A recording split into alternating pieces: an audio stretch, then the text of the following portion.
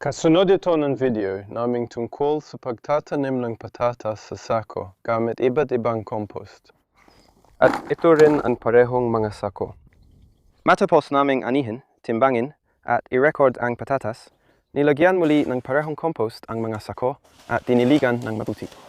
Magtatamination ako ng leak para makita ang epekto ng iba't ibang compost sa paglipas ng panahon. Nasukat namin kung kumusta ang naging resulta nila mula Abril hanggang kalagitnaan ng Hulyo. At ito na rin ang parehong araw. Ilang oras pa lang ang lumipas, wala nang anihin namin ang mga patatas. Ikalabing-8 pa rin ng Hulyo ngayon.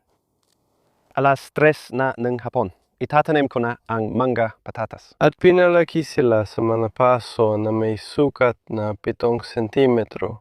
Nagsimula sa multi-zone na mga module. Naglagay kami ng 3 buto, minsan 4, 3 o 4. At ang layunin ay magkaroon ng 2 o 3 halaman, minsan 4. At talagang maganda ang tubo nila. Ang mga leek ay maganda ang tubo kapag magkakatulad. Kaya maglalagay ako ng 2 kumpol, karaniwan 4 o 5 leek sa bawat sako. At ilalagay ko lang sila ng ganito. Sa totoo lang, mas madali kung kamay ko ang gagamitin ko. Gusto ko silang mailagay ng medyo malalim. At itong sako na ito, itong una dito, ay mushroom compost. Tinitingnan ko lang. Oo, mushroom nga. At ang mushroom compost ang nagpatubo ng mukhang pinakamalaking halamang patatas. Pero karaniwan lang ang dami ng patatas na makuha. Sa tingin ko, pwede mo itong i-cross-check sa dulo ng video. Sa tingin ko, marami pang sustansya ang mushroom compost na hindi pa lumalabas habang tumutubo ang patatas. Iyon ay lupa, homemaker's soil, na naging maayos naman sa pagsubok. Nagbigay ito ng maliit pero katanggap-tanggap na ani.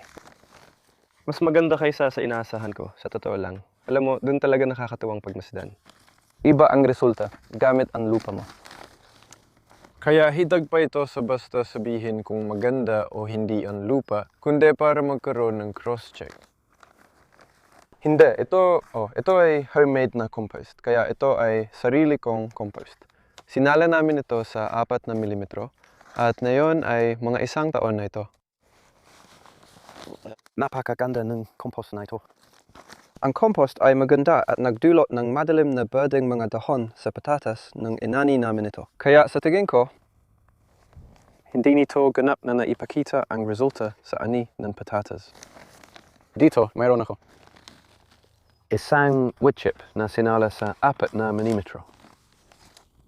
At bilang paghahambing, narito, tulad nito. Ito ang wood chip na hindi sinala. Kaya may 2 tayong magkaibang uri ng wood chip. Narito ang molten gold potting at container compost na nagbigay ng pinakamaraming patatas. May kutob ako na baka hindi ito magbigay ng pinakamaraming leak dahil parang lahat ng potting compost mabilis magpalago pero agad na ubusan ng sustansya. Hindi ito compost para sa matagalang paglago. Panghuli, ito ay 1 taong gulang na o higit pa sa 1 taon na ngayon. Compost mula sa basurang hardin.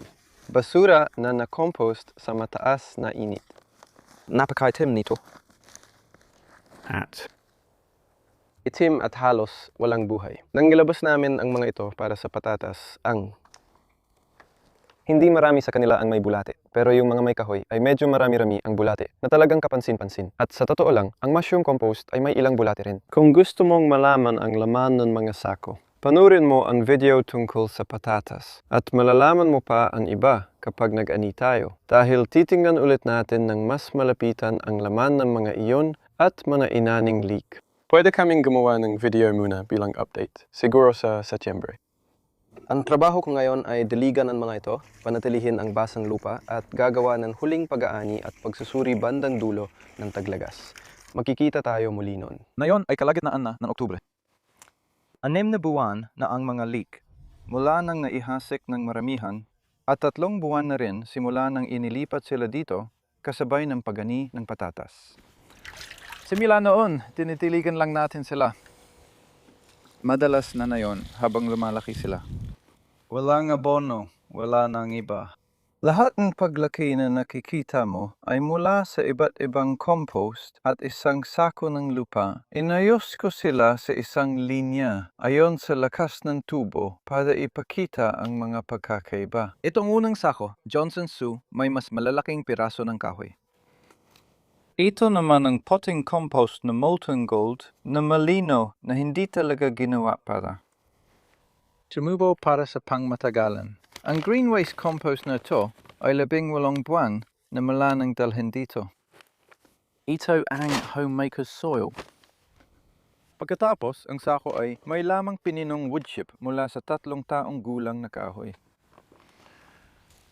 Ang isa bago ang huli ay mushroom compost at ang pinakahuling sako ay ang sarili kong ginawang compost. At ang mangyayari ngayon ay aanihin na ni Adam ang mga ito at ang paraan niya ng pag-ani ay gamit ang isang trowel. Pinuputol lang sa paligid ng mga ugat, iniaangat ang root ball, tinatabas ito, at pagkatapos ay pinuputol ang mga tuktok. Medyo marami-rami ang dilaw sa mga dahon na ito. At sa totoo lang, tinatanggalan ko ng dahon ang mga leek na ito paminsan-minsan. Pwede mo itong gawin habang pinalalaki mo sila kung gusto mo. Para mabawasan ng kalawang, tinatanggal ko ito. At napapanatili nitong maganda ang itsura nila, kaya mas makikita mo kung ano ang nangyayari.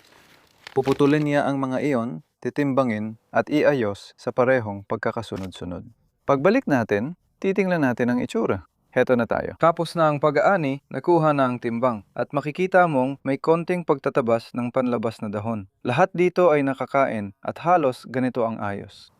Nandito na ang mga sako, maliban sa isang exception. Sa timbang ng ani, ang pinakamababa nating ani ay 50 gramo mula sa compost na maraming kahoy na umaabot sa 165 gramo mula sa lumang pating compost. Pagkatapos, makakakita tayo ng malaking pagtaas. Ito ang green waste na 18 buwan na, 370 gramo. Ilalagay ko ito sa description kung gusto mong makita. 270 gramo mula sa lupa. Mas marami kaysa inaasahan, magandang lupa dito. 310 gramo mula sa sinalang compost ng kahoy, kaya halos pareho lahat ng mga iyon. Maliban dito, talagang kaunti lang. At pagkatapos, nakuha natin ang dalawang mas malalaki, 425 gramo mula sa compost ng kabuta at 475 gramo, halos kalahating kilo mula sa sariling gawa na compost. Malaman, iyan na ang pinakamagandang leek na makikita mo. Hindi sila mahaba at hindi rin champion na leek. Marami ng pagkain dito at madaling palagiin, basta dinidiligan. Nagamit na rin ang mga sako sa pagtatanim ng patatas, kaya kulang na sa sustansya. Kung gusto mong dagdagan ang ani ng leek, pwede kang magdagdag ng, halimbawa, dumi ng manok o kaunting dagdag na compost sa ibabaw. Sa totoo lang, yun din ang plano ko. Kasi may laman pang pwede sa mga sako para mas maganda ang tubo. Sa sibuyas poro, masahaba ang puting tangkay.